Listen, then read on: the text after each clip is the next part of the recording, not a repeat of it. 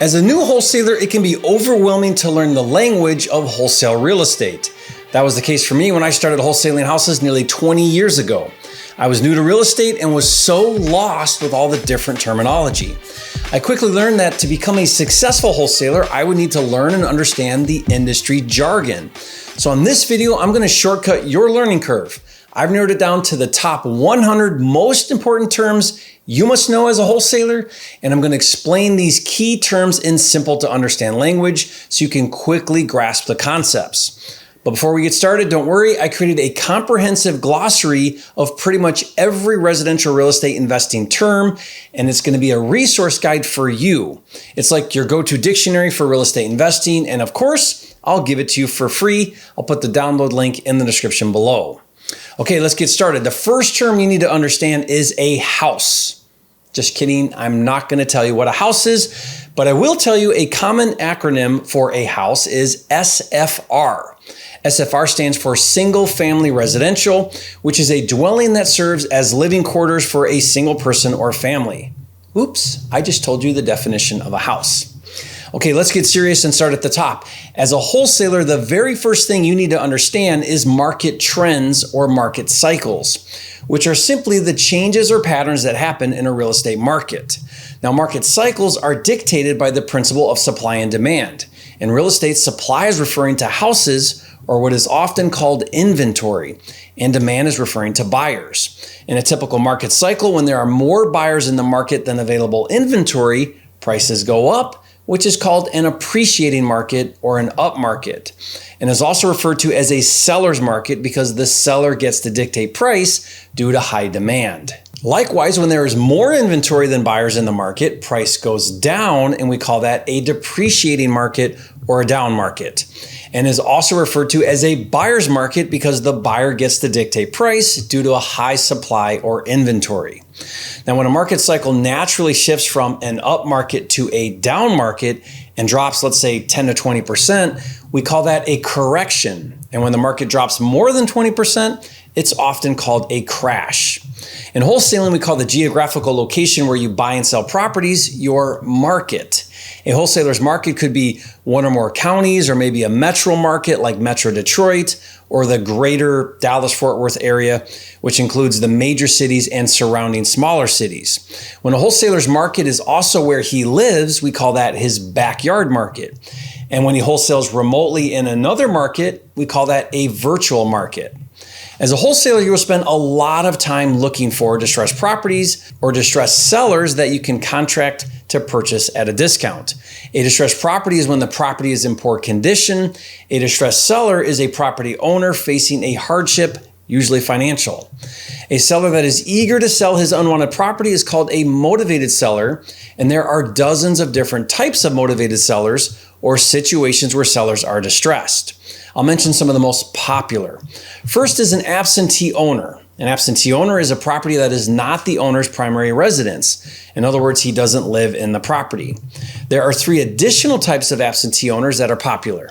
The first is a vacant property, which simply means no one is living in the house. The second type of absentee owner is an out-of-state absentee owner, which means not only does the owner not live in the property, but he actually doesn't even live in the same state. And the third type of absentee owner is what we call a tired landlord. This is someone who's using the property as a rental and is burned out from being a landlord. The next lead type we'll mention is a pre-foreclosure. This is someone who is late on their mortgage payments and the bank has officially started the foreclosure process. If the owner doesn't catch up the payments, the property will eventually go to the foreclosure auction. That's when the property is offered for sale and sold to the highest bidder. If the property doesn't sell at the foreclosure auction, the lender takes the property back and it becomes an REO property. Another popular lead is inherited properties, where someone died and the property was passed on to an heir. And like I said, there are dozens of different motivated seller lead types. I just mentioned some of the most popular. Now let's talk about two primary classifications for finding motivated sellers. Marketing for motivated sellers is often called lead generation, or lead gen for short, but I like to call finding motivated sellers something really sophisticated: finding deals. Anyways, the first lead gen classification is on market. On market is simply when a seller hires a real estate agent to market and sell his property. With on market, you have to work directly with the real estate agent representing the seller in order to offer and buy the property. The other classification is off market, which is when a property is not listed for sale with an agent. In that case, you will work directly with the seller, or what we call direct to seller. Now let's start with off market and talk about a bunch of terms that are common when working direct to seller, and then we'll talk about on market. We refer to a group of potential off-market sellers as seller leads or a list of seller leads, or you'll often hear just the word data, which is the same thing. The idea is to get a batch or bulk list of leads or data that you can market to. A company that compiles, organizes, and provides seller leads or seller data is referred to as a data provider or data software. By the way, the definition of the very best data software is PropWire. I'll tell you why. PropWire has over 157 million records nationwide, including both on-market and off-market leads. It's really easy to use, and most importantly, it's absolutely free to search and download as many leads as you want. And what could possibly be better than free? Nothing. Nothing is better than free. But don't take my word for it. Go to joinpropwire.com and see for yourself. Man, that was brilliant how I snuck in a plug for PropWire. Tyler, did you see that? That was flipping genius if I say so myself. Okay, unlike a lot of other expensive data providers, PropWire has a cool feature called list stacking. List stacking is when you combine two or more lead types. So for example, pre-foreclosure and absentee owners. List stacking gets you a smaller list but with higher intent or motivation. Once you acquire a list of leads, you'll have their names and mailing addresses, so you could mail a letter or postcard advertising that you want to buy their property. This is called direct mail. If you want to randomly cold call the list to see if they want to sell, first you'll need to acquire their phone numbers using a service called skip tracing. And guess what? PropWire offers single and bulk skip tracing. I just did it again. Once you skip trace and get their phone number, in addition to cold calling those leads, you could also text blast them using a platform that will send text in bulk. Whatever you do, once you get the list, initially those sellers are what we call cold leads, meaning they have no idea who you are and that you want to buy their property, and you have no idea if they're even interested in selling. Once they respond that they are potentially interested in selling, it goes from a cold lead to a warm lead. In wholesale real estate, it's common to use an overseas remote worker called a virtual assistant, or VA for short, to text and cold call and do other lower level activities. As you grow your wholesale business, you may decide to hire an acquisitions manager or a commission sales rep who will take the warm leads and try to close or convert them into deals. Now, another type of marketing that is common to find deals is what's called driving for dollars. Now, this is where you drive around in your market and look for physically distressed properties, then contact those owners to see if they want to sell. Driving for dollars is popular with new wholesalers because it only requires your time.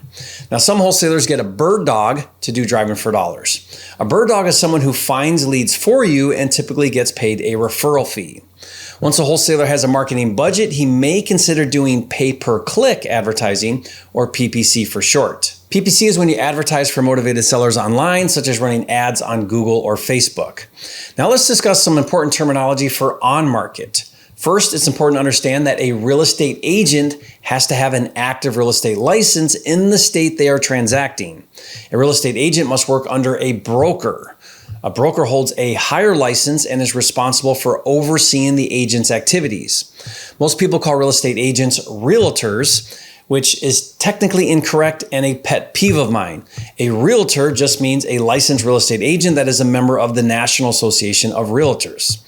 When a seller agrees to hire a real estate agent to sell their property, they sign a listing agreement, and that agent is now acting as the listing agent, or sometimes called the selling agent. The listing agent will put the property for sale on the multiple listing service, or MLS, which is an online marketplace privy just to licensed real estate agents where they can collaborate with each other. Once a listing agent lists a property for sale on the MLS, it becomes active, and public sites like Zillow, Redfin, and Realtor post that property for sale too. Now, since agents collaborate with each other, a real estate agent representing an interested buyer is called a buyer's agent, and they can make an offer on behalf of their buyer. If the offer is accepted, the property becomes pending, which means it's under contract and waiting to close. If the deal falls apart, the property will become available for sale again and is called back on market. If for whatever reason the seller decides not to sell, the listing is called withdrawn and is no longer for sale. If the seller decides to lower the price or raise the price, the listing is called changed price. And if it doesn't sell during the time period on the listing agreement, usually 6 months, the listing goes inactive and is called an expired listing. When a buyer wants to physically see a property, the buyer's agent must schedule a showing and is typically given a lockbox code to the property that will have a key to access the house. Now let's talk about some important relationships between agents and buyers and sellers. We already discussed the difference between a listing agent and a buyer's agent. While it's completely negotiable, agents typically get paid a commission or percentage of the sale price. It's customary for a seller to pay a combined 5 to 6% in commissions, and usually it's split between the listing agent and the buyer's agent. I hope you caught that. The seller pays the commissions even though the buyer's agent represents the buyer. Most states allow for what's called dual agency, where the same agent can represent both the seller and the buyer. I teach a technique to create a dual agency relationship when making on-market offers that I coined the double dip technique, because the listing agent is getting double the commission. When the buyer's agent is under the same broker as the listing agent, that is called designated agency. And when an agent does not represent either party but still facilitates the transaction between both parties, she is called a transaction broker or sometimes a facilitator. When an agent acquires a listing agreement but before listing the property on the MLS finds a buyer off market, that is called a pocket listing. And when a seller agrees to pay the agent any amount above the specified sale price, that is called a net listing. As a wholesaler, I love finding deals on market and working with agents. Building a referral network of investor-friendly agents is often called agent outreach. Now, moving right along, let's talk about some really important terms when it comes to property values. The value of a property in its current condition is called current market value, or the as-is value. That's different than the future value of a property after improvements are made. The value of a property after it's fixed up is called the after repair value, or ARV for short. As a wholesaler, you're always trying to figure out value. This is done by looking at what are called comparables, or comps for short. Comps are similar properties nearby that recently sold. The process of looking at comps to establish value is called comping. The difference between a property's value and the total amount of debt on the property in the form of loans or liens is called equity. For example, if the value of a home is $100,000 and there is a $50,000 loan on the property, the equity is 50%. But equity is subjective, so make sure you are clear about what you mean by equity. For example, the equity on ARV is unrealized equity or future equity because it hasn't been created yet. That's different than the today or as is or current equity. Also, there's a difference between arbitrary equity called paper equity and the actual equity or net equity. Paper equity doesn't take into consideration the closing costs and commissions to sell a property, whereas the net equity is what you would actually take home after the cost of selling. For example, earlier I said a home that has a value of $100,000 but has a loan for $50,000 would have 50% in equity. That would be considered paper equity because on paper there's 50% equity. But in reality, if you were to sell the property, you would have to pay about $8,000 in closing fees and commissions. The take-home cash of $42,000 would be the real or net equity. In the industry, we often look at the levels of equity. When a property is free and clear, it means it has no debt. Another way to refer to a free and clear property is that it has 100% equity. Someone who has at least 50% in equity would be called high equity. And when the seller has less than 20% equity, we call that low equity. And if it doesn't have any equity, we call that no equity. And when they owe more than it's worth, we call that negative equity or upside down. Now let's talk about some important terms when it comes to acquisitions or the process of acquiring a good deal. As a wholesaler, when you present a price in terms to buy a house, it is called an offer. And as a wholesaler, you will make a cash offer or an all-cash offer, which means your offer is not contingent or dependent on obtaining financing in order to purchase the property. It means the funds to buy the property are liquid and can easily be converted to cash. Some sellers or agents will require that you provide a proof of funds that you have liquid cash in the amount of your offer. And there are two kinds of proof of funds. The first is a soft proof of funds, such as a pre-approval letter from a private or hard money lender.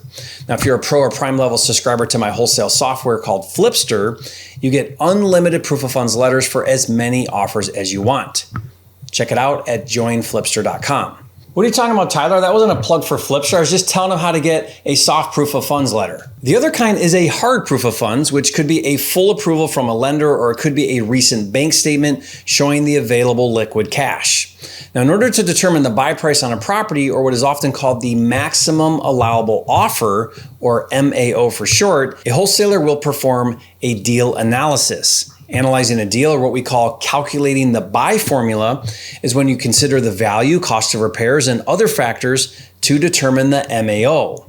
An offer can be verbal or written, but once an agreement on price and terms is made, you will get an executed contract, which means all parties have agreed in writing.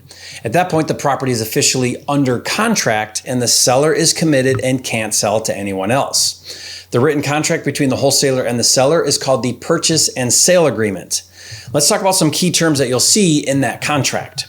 First are contingencies. Contingencies are clauses in the contract that allow for certain conditions to be met, otherwise the buyer can back out of the contract. Examples of contingencies could be the seller must provide a marketable title. That means the title is free and clear of any liens or defects. Another contingency might be a financing contingency, which means the purchase is contingent on the buyer obtaining financing to buy the property. Now, some contracts allow for due diligence, or a period of time for the buyer to verify information about the property. A contingency that allows for due diligence on the condition of the property is called an inspection contingency. Sometimes the buyer will give a good faith deposit, or what's often called an earnest money deposit, or EMD for short. The EMD is held in a holding account and is applied to the purchase, and once all the contingencies are met, if any, the EMD goes hard or becomes non-refundable. That means if the buyer doesn't perform and buy the property, he forfeits his earnest money to the seller. Now, we'll talk more about the closing process in a minute, but first let's talk about the process of finding a buyer to wholesale the property to. We call that dispositions, or dispo for short. And the person that we wholesale the property to is called the cash buyer, or sometimes the end buyer. Wholesalers focus on building a cash buyer list, which is a list of investors who are looking to buy investment properties in your market. A cash buyer's buy criteria is often called their buy box. And there are two main types of cash buyers: flippers, who buy, rehab, and resell, also called fix and flippers, and buy and hold investors who keep the properties to rent for cash flow. When a wholesaler flips their contract to a cash buyer, this is called the assignment method, and the document that transfers the buyer from the wholesaler to the cash buyer is called the assignment agreement, or assignment contract.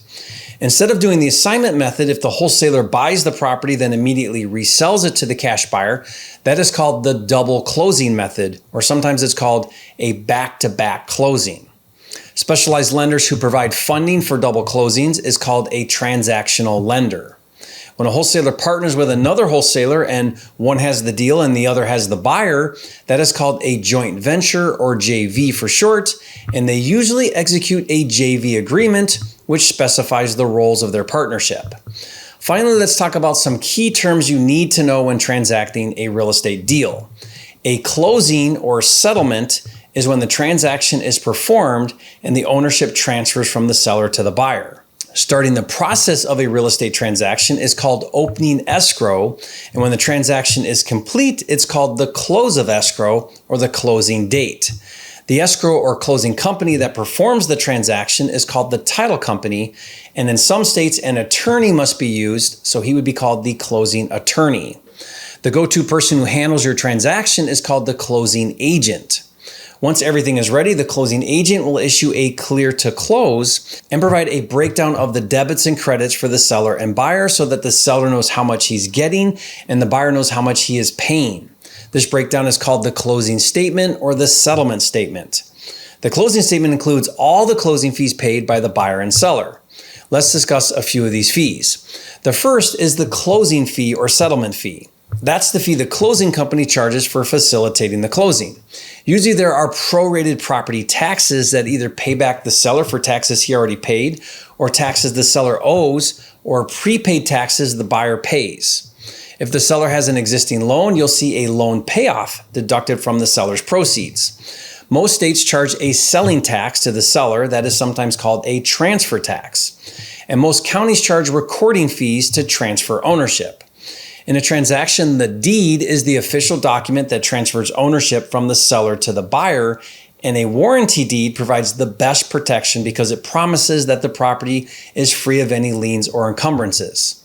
The title is your proof of ownership, and title insurance protects the buyer in the event a claim is made later.